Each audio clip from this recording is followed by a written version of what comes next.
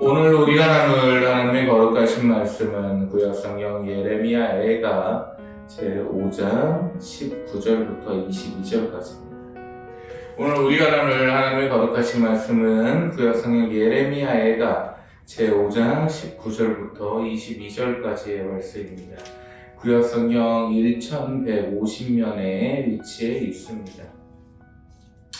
예레미야애가 5장 제19절부터 22절까지의 말씀을 제가 대신 묵독하여 올립니다. 여호와여, 주는 영원히 계시오며 주의 보좌는 대대에 이르나이다.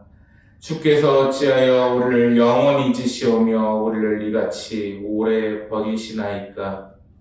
여호와여, 우리를 주께로 돌이키소서. 그리하시면 우리가 주께로 돌아가겠사오니 우리의 날들을 다시 새롭게 하사 옛적 같게 하옵소서. 주께서 우리를 아주 버리셨사오며 우리에게 진노하심이 참으로 크시나이다. 아멘. 하나님 감사합니다. 이 귀한 주일도 하루의 생명을 허락해 주셔서 아버지의 말씀을 따라 예배할 수 있게 하심에 영광을 올려옵나이다. 세상의 모든 근심과 걱정들을 안고 아버지 앞에 섰습니다. 마음의 평안한 가운데 돌아갈 수 있도록 은혜를 베푸시어 주시옵고 강복 위에 강복과 은혜 위에 은혜를 내려주셔서 이 시간 아버지만을 붙잡고 아버지만을 찬양케 하시어 주시옵소서. 아버지의 크신 은혜와 아버지의 크신 사랑에 감사를 올려며 우리 구주 예수 그리스도님 이름 받들어 기도 올리옵나이다. 아멘. 예, 또 새로운 한 주가 밝았습니다. 참으로 세월이 빠르죠. 날씨도 그렇고 이제 한겨울이 됐는데 오늘 벌써 12월 이제 중순이 됐습니다. 이제 한 주 있으면 성탄절인데요. 개인적으로 성탄절에 대해서 좀 이야기를 하고 싶은 게 하나 있습니다. 틀이라고 해서 크리스마스 틀이라고 해서 엄청들 어마어마하죠. 돈 주고 많이들 사고 대형 트리도 사고 이렇게 하는데 보시다시피 트리를 안 해놨습니다. 새샘교회에서는. 그래서 이게 무슨 의미가 싶을까 그 생각이 들어요. 왜 그러냐면 실제로 이제 저 같은 경우에는 버지니아에서 크리스천 유니버시티에서 신학을 좀 했지만은 미국에서는 성탄절 때 나무를 잘라요. 자작나무나 아니면 소나무나 해서 소나무 같은 종이죠. 잘라가지고 이렇게 걷다가 장식을 해놓는단 말이에요. 전구를 갖다 입혀놓고. 아니면 뽑아다가 집에 있는 어떤 화분이나 마당에 있는 나무에다가 이렇게도 하기도 하고. 근데 한국 같은 경우는 인조 나무에다가 이렇게 해서 놓는데, 짐입니다, 그거. 해놓으면은 한 1월달 되면은 또 치워야 되잖아요. 그러니까, 원래 24일, 25일 이렇게 기념하려고 놓는 건데, 한 26일 되면 원래 치워야 되는데 귀찮으니까 안 치워진단 말이야, 아깝고. 그래서 아무 의미가 좀 없지 않을까 싶어서 이번 해에는 좀 안 하기로 했습니다. 차라리 그 돈이면 좀 어려우신 분들 식사라도 하시라고 나눠드리는 게 낫지 않을까 그 생각을 좀 했어요. 무튼 이제 새로운 또 한 주가 밝았고 이제 새로운 한 해를 앞두고 있습니다. 우리 이제 국제일보도 정말 큰 성원 속에서 흔히 애들 말로 떡상이라고 하죠. 진짜 유튜브에 떡상을 했습니다. 이제 국제까지만 치면은 영화 검색어가 나올 정도로 다 아버지 하나님 덕분입니다. 그리고 두 번째는 제 덕분입니다.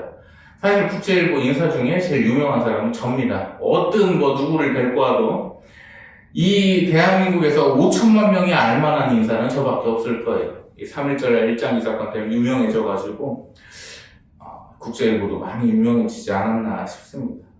그래서 이제 역사 새로 고침이라는 그 이름 아래서 이제 한국의 역사를 다시 한번 되짚어보자 이렇게 하고 있는데 아주 이 좌빨들이 뒤집어집니다, 눈들이.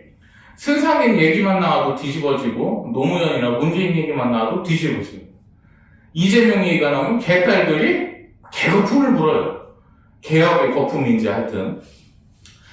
그래서 이거를 보면서 왜 멀쩡한 증거를 보여주는데 이거를 가지고 개거품을 불까? 이 생각을 했단 말이에요. 그러니까 지금까지 어떻게 세뇌 교육을 시켰고 얼마나 어마어마한 잘못된 교육과 인식 속에서 살았는지 이게 참 안타깝더라고요. 댓글들 보면은 저 새끼 방사능 피폭대하고 돼지됐다 이런 얘기도 있고, 피폭 목사다 이런 얘기도 있고, 그 유명한 방사능 목사냐 이런 애들도 있고 한데, 좀 살찐 거는 인간적으로 안 건드는 게. 하여튼, 사람이 선이라는 게 있어야지. 살찐 거를 건들면 어떻게 그래. 이게 틀려요. 인스턴트 먹은 사람은 고급스럽게 고기 먹고 찐 사람은 고급스럽잖아요. 하여튼 방송 촬영한다고 해서 경락도 받고 있고 그렇습니다. 미용실도 맨날 갔다 오고. 그래서 여러분들 성원 속에서 너무 감사하게 생각을 하고 있고, 오늘 좀 안타까운 얘기를 좀 하나 하고 싶습니다. 한국에서 젊은 애들 사이에 그런 얘기를 해요. 요즘 시대 간첩이 어딨어요? 이러는데, 맞습니다. 이 간첩의 역사는 엄청 많거든요. 제일 최근에 충격적인 사건이 하나 있었죠. 청주에서 사회운동 한다는 애들이 다 간첩 애들이었었어요. 그게 이제 구속이 된 사건 하나 하고, 좀 더 전으로 가면 이석기 있죠. 그놈이 내란을 일으킬 목적으로 해서 이제 구속이 돼서 징역을 살고 나왔는데, 김대중 때 1,508명을 풀어줬습니다. 국가보안법 위반자, 어떤 간첩 혐의자들 다 석방을 시켰단 말이에요. 그러면 그때부터 시작해서 지금 과연 어떻게 됐을까? 반공활동, 그리고 국가보안법 위반 수사, 이런 게 많이 적어졌단 말이에요. 민주당 정권에서. 이게 너무 잘못됐다, 이 생각을 지금 하고 있습니다. 그런 것들을 좀 바로잡기 위해서 우리 국제일보도 함께 좀 나아가야겠다 생각을 해요. 보니까 지난주에 제가 설교 시간이지만 그 얘기를 했죠. 이 빨갱이들과 대적하겠다, 선전포고를 합니다 라고 얘기를 했죠. 그게 그냥 말로만 그런 것 같은데, 지금까지 제가 어떤 참고 있었던, 바라보던 그 좌익들 다 고소했습니다. 지난주에. 아주 법원 인지대 송달료 비용만 해도 거의 한 500 정도 쓴 것 같아요. 그렇게 쓰면서 하고 있는 거예요. 이제 더 이상 봐주면 안 되겠다. 우리 새삼교회 여러분들도 그렇고 성도님들도 그렇고, 제가 도와주고 싶은 분들, 마음이 선량하시고 선하신 분들은 얼마든지 제가 도와드려야겠지만, 그렇지 않고 저를 대적하고 하면 봐줄 필요가 없겠더라는 거예요. 차라리 그 마음을, 그 에너지를 나를 좋아하는 분들한테 써야겠다, 이 생각을 갖고 있습니다. 그리고 지난주 설교도 그렇고 전화들 한 번씩 와서 얘기하는 게, 왜 전라도 얘기를 안 좋게 하십니까? 이러는데, 각 지역마다 인간성이 안 좋은 사람의 퍼센테이지라는 게 있어요. 그 프로가 제일 높은 게 전라도예요. 이거 어떻게 안 됩니다. 이거는 그냥 제가 겪은 거예요, 살면서. 목사님 너무 그거 주관적이시잖아요. 아니요, 다 그래. 이거는 오죽하면 우리 엄마도 그랬어요. 전라도 사람 가까이 하지 말라고. 이게 퍼센테이지가 정해져 있다니까, 진짜. 이게 안타까운 거예요. 회개하면 되고 회심하면 돼요. 근데 제일 예의 없고 싸가지 없고 인간으로서 근본이 안 되는 애들이 전라도가 제일 많다는 거예요. 프로스가. 물론 좋은 분들이 있어요. 그래서 그 전라도 사람 중에 좋은 분들이 누굴까, 정치적으로 이념도 건강한 사람이 누굴까 했더니, 돈이 좀 있는 분들, 그래도 사업하고 기업 운영하면서 어떤 중산층 이상에서 살고 있는 분들은 괜찮아요. 근데 같은 그 저소득층을 갖다 놓고 봤을 때 전라도가 제일 높더라. 지역 감정이 생길 수밖에 없다. 그래서 선상님 하는구나, 그 생각이 들더라고요. 그래서 좀 안타깝게 생각을 하고, 우리 전라도도 진짜 하루빨리 하루속히 복음화가 돼야 된다고 생각을 합니다. 그래서 같이 좀 열심히 기도를 해주시고요. 빨갱이들이 설치는 나라가 되면 안 되죠. 아버지 하나님을 믿는 이 국가에서. 이 예레미야 예가는 예레미야장에 이어서 애가입니다. 이게 바로 슬플의 자예요. 사랑의 자면 참 좋겠는데 슬플의 자입니다. 그런데 우리의 목표는 뭐냐면, 이따 뒤에서 말씀을 드리겠지만, 이 슬플의 자를 사랑의 자로 바꿔야 됩니다. 본문 말씀 다시 보실까요? 여호와 하나님, 주님께서는 영원히 계십니다. 주님의 보좌는 대대에 이릅니다. 이게 무슨 말씀이냐면, 아버지 하나님의 그 권능은 영원히 이어진다는 겁니다.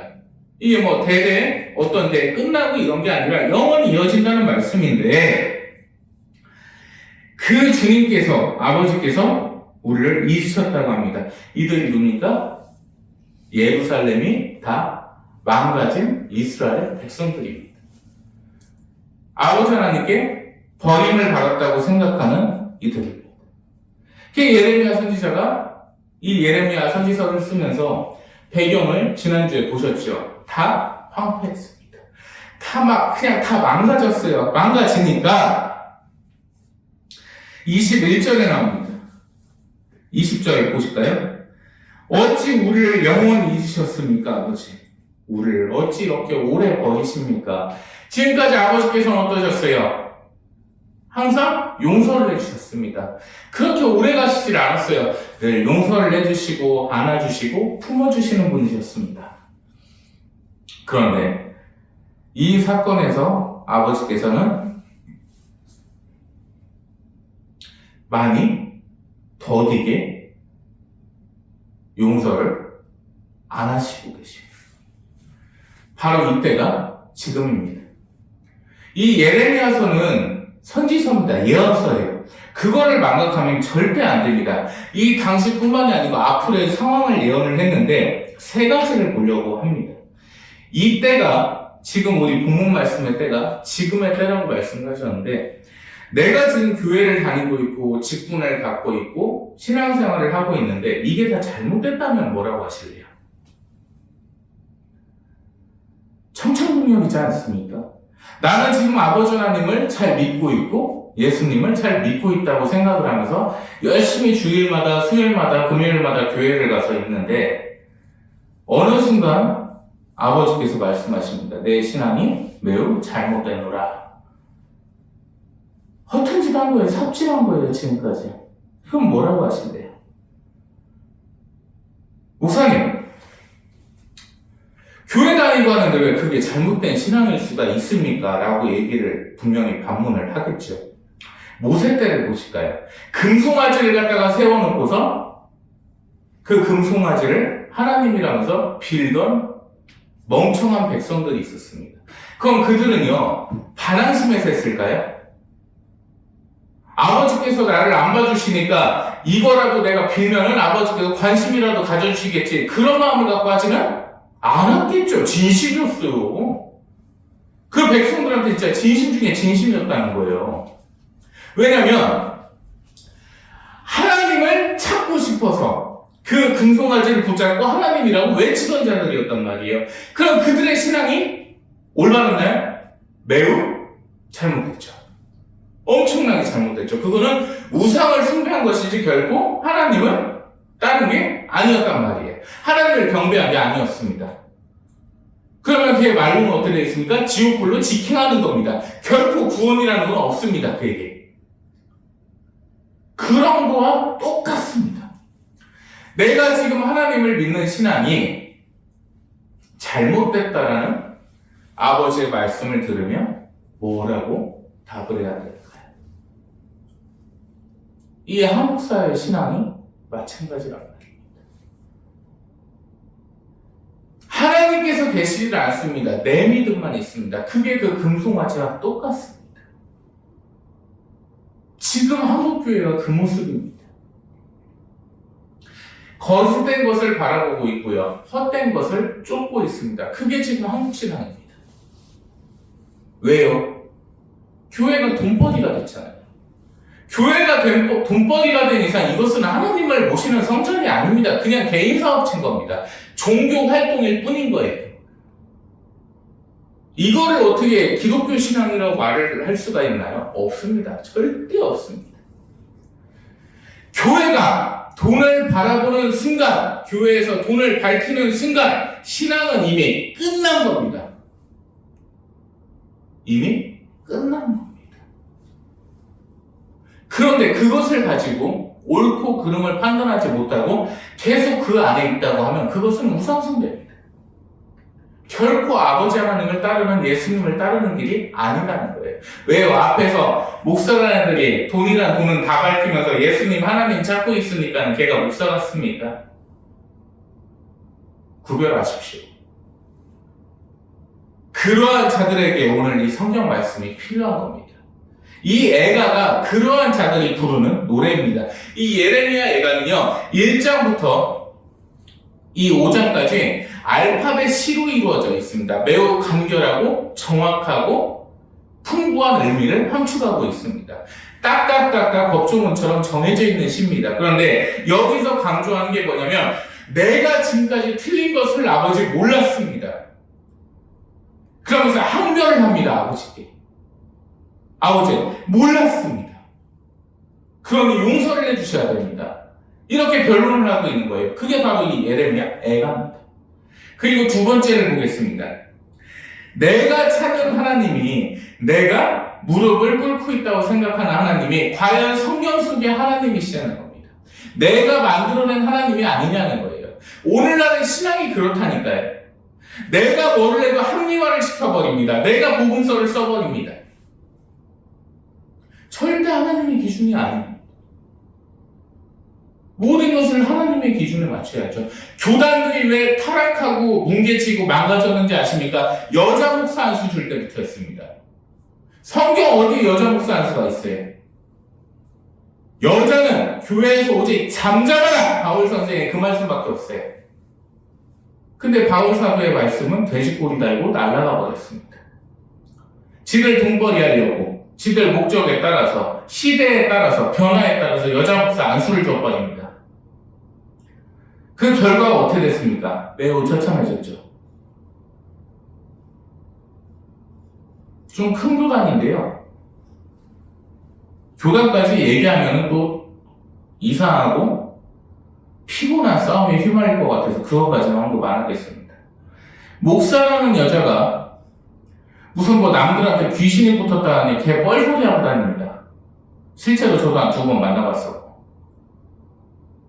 한두 명이 아니거든요. 그것들이 목사인가요? 아니요. 교회에서 돈 밝히는 순간 성경에 없는 이상한 소리 짓거리는 순간 신앙은 이미 끝난 거예요. 그러면 그들 밑에 있는 애들은 올바른 신앙이 있을까요? 아니요. 금송아지 붙잡고 여호와 하나님 찾고 있는데 그 뒤에 있는 애들은 오죽하겠어요. 더하면 더했지.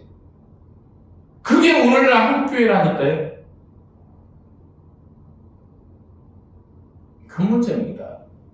정말 큰 문제인데 이거를 인지를 못하고 있어요. 주기 처리하고 그 주기 처리 얘기를 갖다가 좀 뭐 다른 애들은 그나마 이름이 많이 안 알려져 있으니까 제가 주기 처리 우리 국제일보에서 이제 주제로 다룰 건데 이번 주에 아마 다음 주에 다룰 거예요. 왜 주기 처리가 잡혀갖고 있는지 목사들이 안 알려줍니다. 제가 알려드릴게요. 치안유지법을 위반했습니다. 치안유지법은 공산주의자하고 무정부 체제를 주장하는 자들이 처벌받던 법조항이었습니다. 자세한 얘기 여기서 하면 재미없으니까 나중에 국제일보 방송을 통해서 보시면 되고 그거 하나만 말씀드릴게요. 이거 알려주는 새끼 한 새끼도 없어 새끼까지.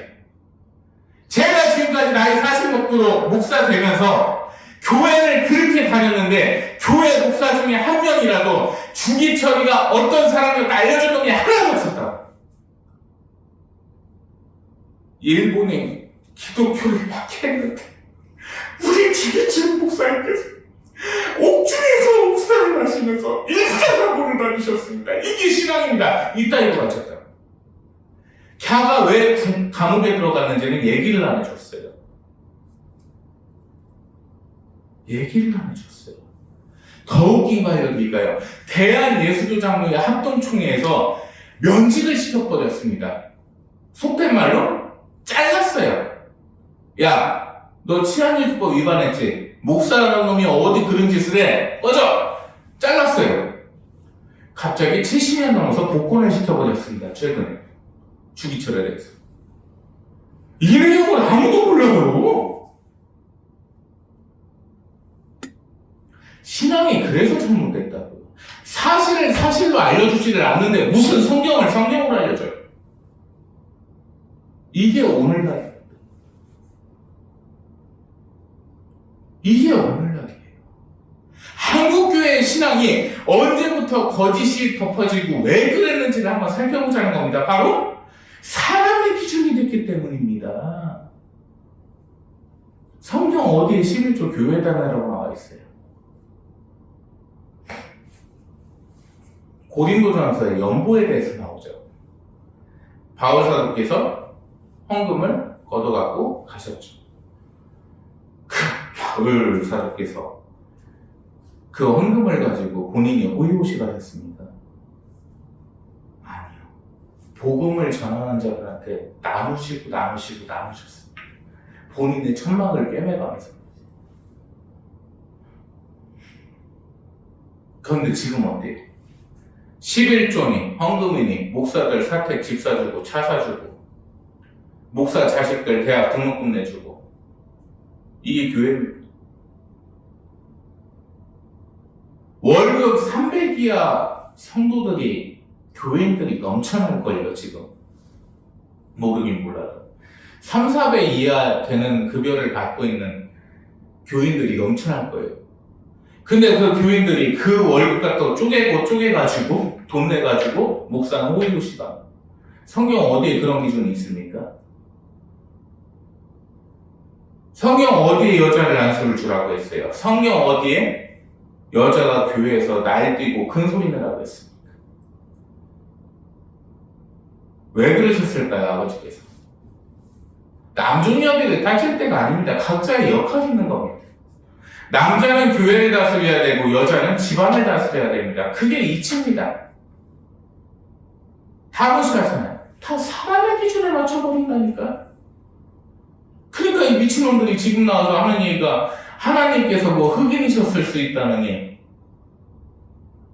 저 인어공주인가 봐봐요. 얼굴에다가 뻔하게 칠해놔가지고 도망가겠어요. 시커먼데 그 반은 물고기고 그 튀어나온다고 생각해봐요. 뒤집어지지. 그래도 금발의 어떤 그 백인의 미모의 그 여자가 이제 인어공주의 그 핵심이잖아요. 야, 어떻게 저 여자는 반이 인어일까? 뭐 이런 생각이라도 들 텐데 시커먼 여자애가 빠글빠글 그 파마머리라다가 반은 물고기라고 튀어나온다? 야, 그 자리에서 기절합니다, 그냥. 112 부르고 막. 이게 아니라니까. 사람 기준에 점점 맞춰간다니까. 이게 얼마나 기가 막힌 형식이에요. 사람 기준이 신앙의 기준이 되고 있는 현실입니다. 18절 말씀 한번 보실까요? 5장 18절 말씀 제가 한번 대독합니다. 시온산이 황폐하여 여호가 그 안에서 노나이다. 이게 기가 막힌 얘기인데요. 시온산이 어디죠? 이해하는 선생님, 시온산이 어디입니까? 우리가 구원을 받는 그 산, 구원의 장소, 그곳을 이제 의미를 하죠, 시온산은. 근데 그 시온산에서 여우가 놀고 있습니다. 사람이 있는 게 아니고 여우라고 하면 성경에서는 매우 교활한 존재로 되어 있습니다. 실제로 보면 좀 귀엽게만 생겼는데 이 여우가 교활하고 어떤 꾀를 쓰는 존재, 이렇게 그렇게 좋은 동물로 묘사되지는 않아요. 그 여우가 거기서 놀고 있습니다. 사람은 한 명도 보이지가 않아요. 구원받을 자가 적다는 말씀입니다. 제가 말씀드렸잖아요. 이게 오늘날의 현실을 말씀하는 예언서라니까요. 안 믿어요, 사람들이. 그냥 예레미야가 보고서 예레미야가 에스겔 그러고 넘어간다니까요. 그게 오늘날 신앙의 현실이에요. 내가 지금 하고 있는 신앙생활이 잘못됐다는 판단을 듣는다면 청천벽력 같은 소리인 거예요. 내가 지금까지 하나님을 잘못 믿고 있었다. 내가 지금까지 수십 년 교회를 다니고 했더니 다 헛짓거리였다. 기가 막힌 거죠. 인정하기 싫죠. 아닐 거예요. 합리화하기 시작합니다. 성경의 기준은 있다 하더라도 모든 것을 사랑한다고 하셨으니까 다 괜찮을 거야. 시온산은 여호밖에 없습니다. 과연 구원받을 자가 얼마나 될까요? 그래서 이 예레미야 애가 성경 말씀은 좀 특이합니다. 이렇게 끝나요, 구절이. 여기 보시면 한번 넘겨보실래요, 한 장씩? 바로 에스겔 말씀으로 이어집니다.